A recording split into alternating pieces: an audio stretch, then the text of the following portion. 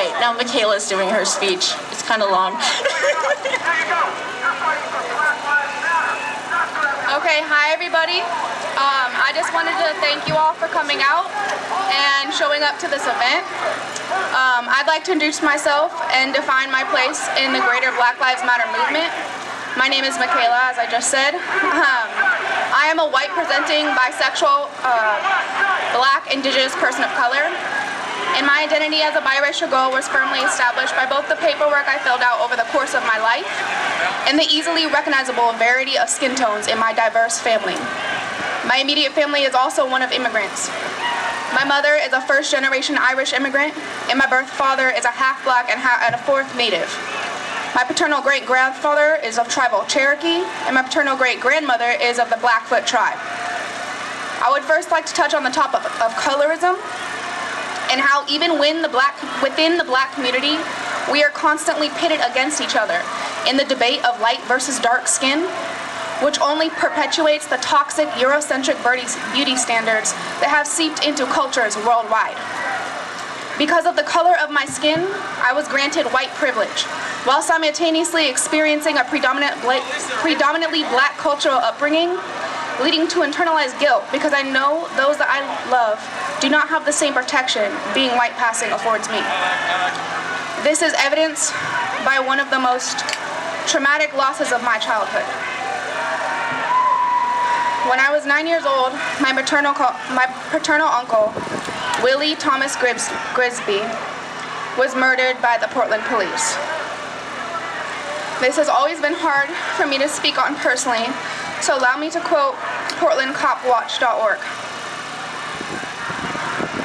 The Bureau's December 7th news release reports that the medical examiner found 13 shots hit Grisby, but did not kill him immediately.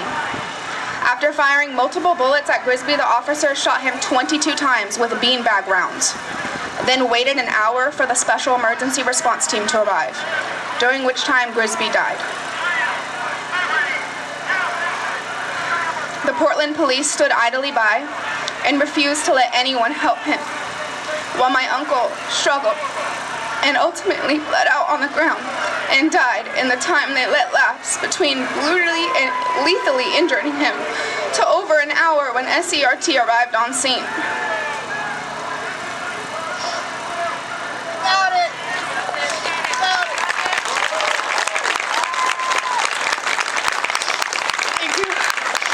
The news coverage of his death is ingrained in my memories, as is the pain and trauma our family faced.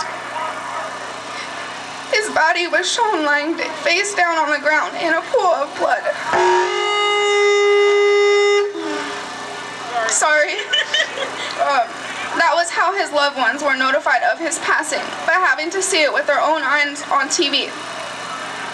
After discovering that the man that they had killed had a white mother, more than 24 hours later, they sent a social worker to break the news. My great aunt slammed the door in their face. Thank you. It was around this time that I came to understand that to the rest of the world, I was largely viewed as simply white, perhaps partially Latinx. This was internalized in me as being less than all sides of my family. I was dismissed as not even Black whenever issues of race would come up, as if one must be a person of color to be against racism. I am tired of feeling left out and not quite fitting in anywhere. I am tired of always wondering if new people who assume I'm white would think of or treat me differently if they knew the truth. I am tired of being told that everything is about race or having to explain myself. I'm tired of problematic white folks teaching their children to not see color, if that tired rhetoric will help anything. We need you to see our color and honor our cultures. We are not all the same, and that is beautiful. Every human deserves basic human rights. My experiences also shaped my dealings with police. While not having to fear for my life the way my sisters and brothers do, the ever-present guilt eats at my very soul. Would my sister Alexis have been let go with just a warning? Will my brother Braxton die at the hands of the police who are meant to protect and serve him? When will my nieces and nephews go from being cute babies to being seen as a threat? How much time do they have? As a white passing person of color, I feel is it my duty and my privilege to use my platform and my voice to continuously speak up against injustices and demand equality and equity for all. The roots of racism go deep. Intergenerational trauma is yet another of the burdens placed on people of color in this country. 400 years ago, America was founded on lies, genocide, and kidnapping, and enslavement. We ripped indigenous children from their families then, and we're doing the same to Latinx children today. We commit further wrongs when we allow whitewash history to be taught to new generations. As we say, those who do not learn their history are doomed to repeat it. This is my last little bit, but thank you all. We can and will change the world. We can make a better world, a more loving world, a safer world.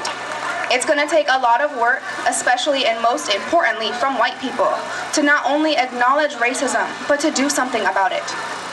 Being here for this event shows you support the Black Lives Matter movement. What I'm asking you to do is not some great feat, but a collection of everyday actions that will continuously fight back against those who would rather things stay as they are, or worse still, return to the Jim Crow era. Call out your family members, friends, or coworkers when they make racist jokes or comments. Correct people when they're homophobic, xenophobic, or etc. Basically, what I'm asking you to do is be decent humans every day and see the world from a different perspective. We live in a cruel system, but change is coming. Thank you for your time, and thank you for caring about us, and thank you for caring for Black lives. We matter.